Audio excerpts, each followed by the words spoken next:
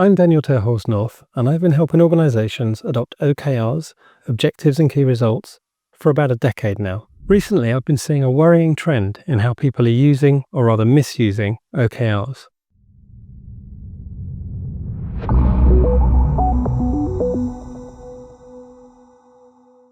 Welcome to Modern Software Engineering, your online home for advice and opinions on building better software, better teams, and better teams of teams. So how are folks getting OKRs wrong?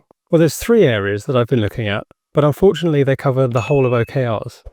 So the first part is how we define them, the second part is how we track against them, and the third part, most importantly, is how we then review the results at the end of the quarter. Unfortunately, this undermines the entire purpose of OKRs.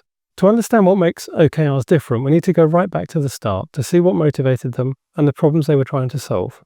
Understanding how they work will make the failure modes more obvious and the way forward clearer. So what motivated OKRs? We need to go back to the 1970s. Andy Grove had become CEO of Intel. He started as a techie and moved into a management role. And then he ended up running the company in the 1970s and 80s. And he was inspired by Peter Drucker, who's one of the great management thinkers of the last century. One of Drucker's insights was that people are much more motivated with a goal than with just being given work to do. And he developed a model that we now call management by objectives, or MBO.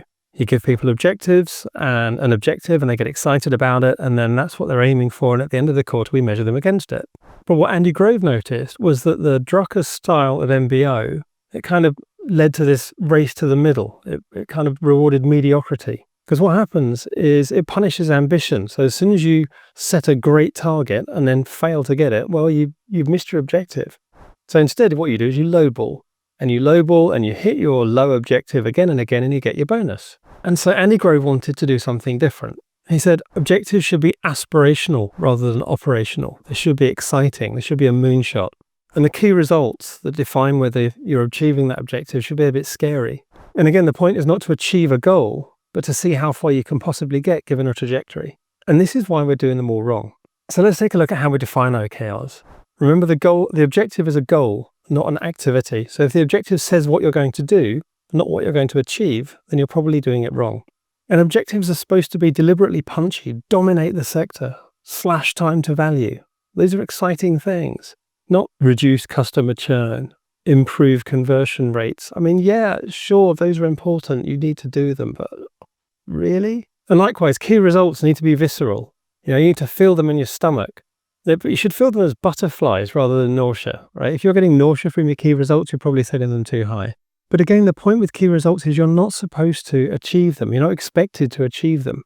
If you're achieving them again and again, you're lowballing. So let's look at these key results. My favorite take on this is Jeff Gotthelf and Josh Seiden's recent book, Who Does What by How Much. I like it because it's small. I like a small book. It's very opinionated, and it has this title because that's how they define a key result.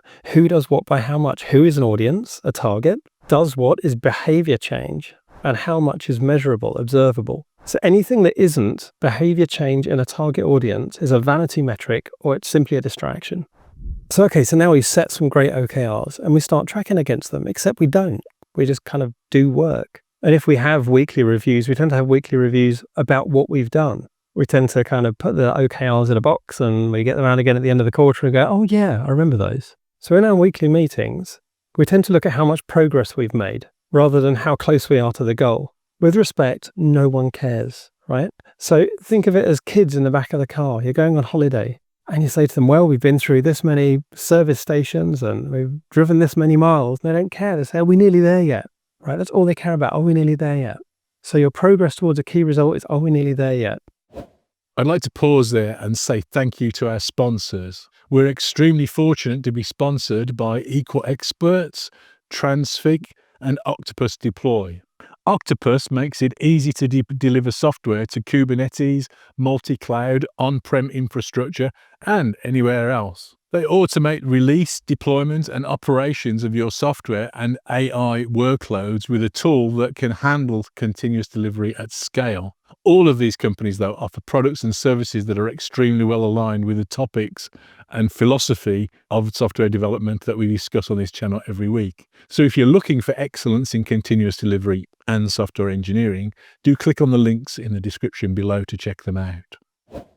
I love Christina Woodkey wrote a brilliant book, Radical Focus. She's just done a second edition, which is, it's one of these kind of business parables. So you have the story and then you kind of have the analysis and the theory part. And in the story, there's a lovely metaphor where they pull out a napkin and they mark the napkin into 4 quadrants. And each of the quadrants is part of the weekly review. And so the first quadrant is about confidence. How confident are we about hitting this key result? And then the second part is what she calls health metrics. So these are the things that we can't afford to slip. So while we're aiming for this key result that might be shipping something or achieving something, right, we're not going to do that at the expense of, say, people's health, right? We're not going to do it at the expense of burning people out or spending too much money. So all of these health checks are things like finances, people, organizational stuff that we need to keep an eye on. The third quadrant then is what she calls a heads up. So this is like what else is going on in the world. There's more to life than just our OKRs. So what's going on in the organization, in other teams, elsewhere out in the world. And these 3 then become our inputs. So we've got confidence, we've got the health metrics, and we've got the heads up. And that then allows us to set our priorities for the next week. And remember, we're only looking at week out because we're going to do this again in a week. So finally, we come to that all-important review. And if there's one thing you take away from this, I want it to be this, right? The most important thing to do with a key result at the end of the quarter is completely ignore it. I know that sounds mad, but compare these. You aimed for a 10 of things, but you only achieved 8 of them, right? You've let yourself down. You've let us all down. That is absolutely MBO thinking, right? Instead, we say, wow, you achieved 8. That's incredible, right? We never got more than 5 before. What were you thinking? Right? Because it doesn't matter what we aimed for. What matters is how far we got. And then we get to Goodhart's law. When a measure becomes a target, it ceases to be a measure. And I have a corollary to this in the context of OKRs. When an aspiration becomes a target, you need to dream bigger. So why does this matter? Well, as soon as you have key results as promotion criteria or bonus criteria, then that means, again, aiming high is going to be punished, right? So you're straight back to the MBO mediocrity. And a lot of this ties into a thing called loss aversion. Loss aversion is one of the strongest extrinsic motivators. We start the quarter with, I'm going to dangle a bonus in front of you, but if you don't hit that key result, you lose the bonus. We know that all extrinsic motivation is toxic, but that's a topic for another day. But have a look at Daniel Pink's brilliant book, Drive, who talks about autonomy, mastery, and purpose as being the real kind of ingredients to personal motivation. Extrinsic motivators generally aren't very healthy. Loss aversion generally is one of the least healthy extrinsic motivators. So if you want to succeed with OKRs, then make them exciting, right? Make the key results about people's behaviour. Remember, who does what by how much. Make the key results and the objective the focus of your weekly reviews, but not the entirety. Remember, we've got those health metrics, we've got that heads up. Most important of all, forget the key result when it comes to review time. It doesn't matter what you're aiming for. What matters is how far you went. If you are, quotes, comparing actuals with planned, quotes, then you're back in the 1970s using management by objectives, and we don't want that. If you found this useful, please hit the like and subscribe buttons, tell your friends, tip your wait staff, always say thank you. And please share your comments or questions below.